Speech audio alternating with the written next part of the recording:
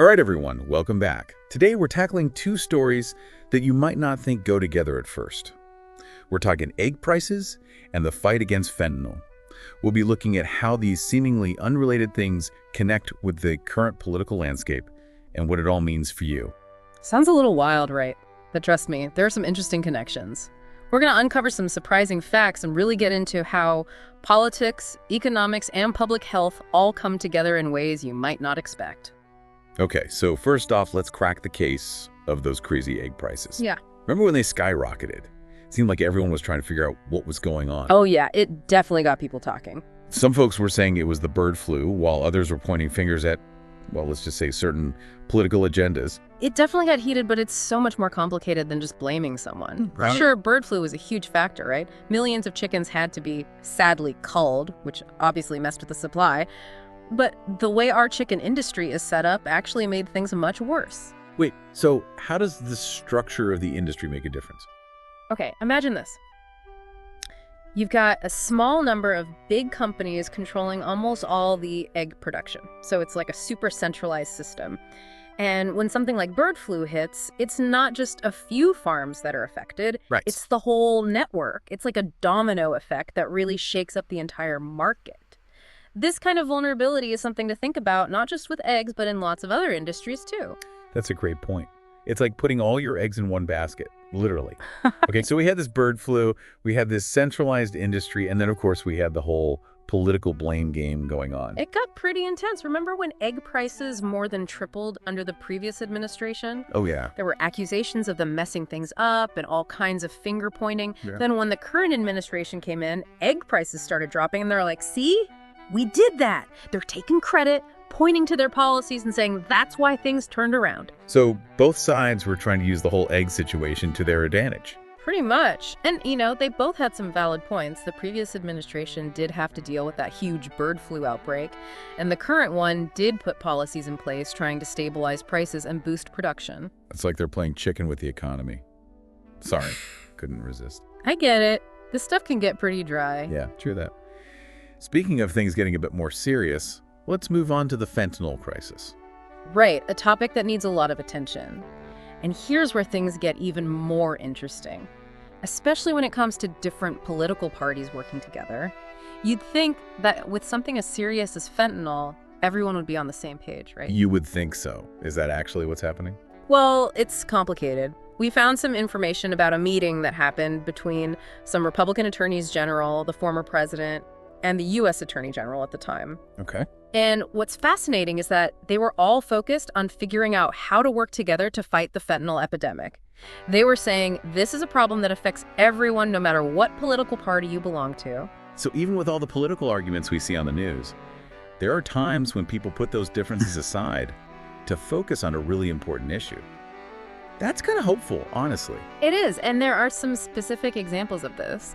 The Attorney General of Virginia back then had really good things to say about how open and proactive the Department of Justice was under the previous administration.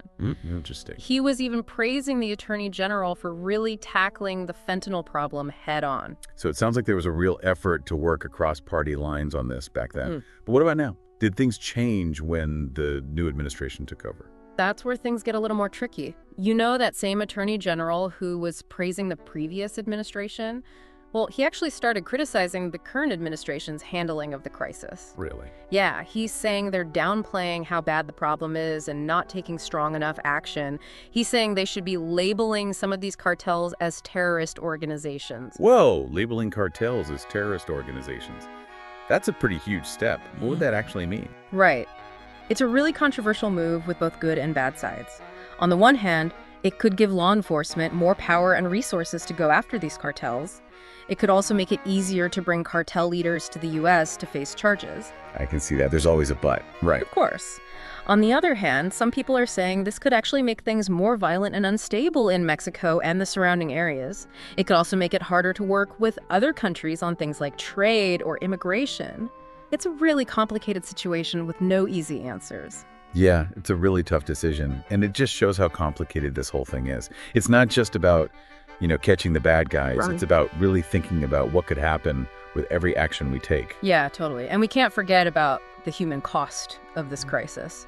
Real people are dying every day. It's just devastating. Absolutely. We actually found a story about an attorney general from Pennsylvania. He met with parents who had lost children to fentanyl. It was a really powerful reminder that behind all the numbers and the policy talk, there are real families dealing with just incredible pain and loss. Yeah, that's heavy. It's so easy to get caught up in all the political back and forth.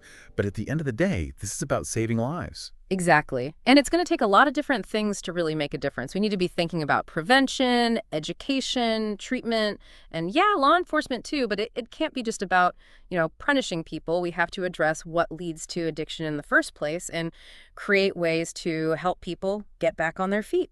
So if we kind of zoom out for a second, what's the big picture here? We got these two things, egg prices and fentanyl, that seem totally unrelated. But what connects them?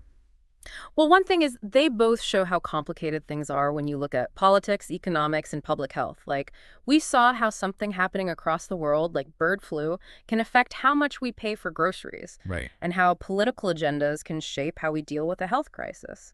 It's kind of crazy how something as basic as an egg can become this political thing. And then you have something as serious as fentanyl, where you'd hope everyone could agree, but even then, politics gets involved. It's definitely a pattern, and it makes you wonder, how do we get past these political divisions to focus on the really important issues that affect everyone? It's easy to just feel cynical and give up hope, but I actually think there's reason to be optimistic. Oh, I'm listening. Remember that meeting we talked about with the attorneys general and the former president? Yeah. That's an example of people with different political views coming together to try and find solutions. It shows that even with all the political stuff going on, people can still work together. I see what you mean. It's like even with all the chaos and disagreements, there are still moments where people decide to do what's best for everyone. Exactly. And I think those moments are really important. They remind us that we're not as divided as we might think, and that we can find common ground. It might not always be easy to find, but it's there. So what can we as individuals do? It's easy to feel overwhelmed by all of this and like our actions don't matter that much. I know what you mean. But honestly, every little thing helps. We can stay informed about what's going on, support organizations that are working on these issues, and let our elected officials know what we care about.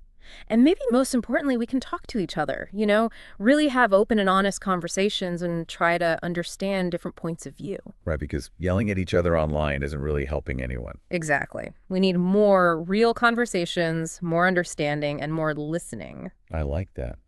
Well, we've covered a lot today, from how eggs are produced to how complicated the fentanyl crisis is. It's been a wild ride. It really has. But hopefully you've learned some new things and maybe even feel a little more hopeful. Absolutely. And hey, maybe next time we'll talk about something a little lighter, like, I don't know, the history of chewing gum or something. That sounds good to me. Okay, everyone, that's it for today's deep dive. Thanks for being here with us. See you next time. Okay, so before we wrap things up, let's think about what this all means for our listeners. Yeah, what's the takeaway here? Well, I think it's realizing how everything is connected. We started with egg prices, which seems like a pretty simple topic. Yeah. But it ended up leading us to talking about things happening all over the world, how industries are set up, what politicians are doing, and ultimately how all that affects real people. Exactly. And then we talked about the fentanyl crisis, which you wouldn't think has anything to do with eggs. But again, you see those same things coming up. Politics, economics, public health, and how important it is for people to work together. It's like this giant web, and every problem is somehow connected to every other problem. It's kind of mind-blowing. It really is. But in a way, it's kind of empowering, too. Once you see how everything is linked, you realize that even the little things you do can make a difference. I like that. So for our listeners who want to make a difference, what's one thing they can do? I would say start by learning more about these issues. Like, really dig in and do some research on what we talked about today. Read articles, listen to podcasts, talk to people who have different opinions than you. The more you know, the better you'll be able to speak up and push for change. That's great advice. And maybe even share what you learn with your friends and family. Start a conversation. You never know who you might inspire. Exactly. And remember, change starts with what you do in your own community. Get involved, support local organizations, and let your elected officials know what you care about. So we've been on quite a journey today. From egg prices to the fentanyl crisis and the importance of working together.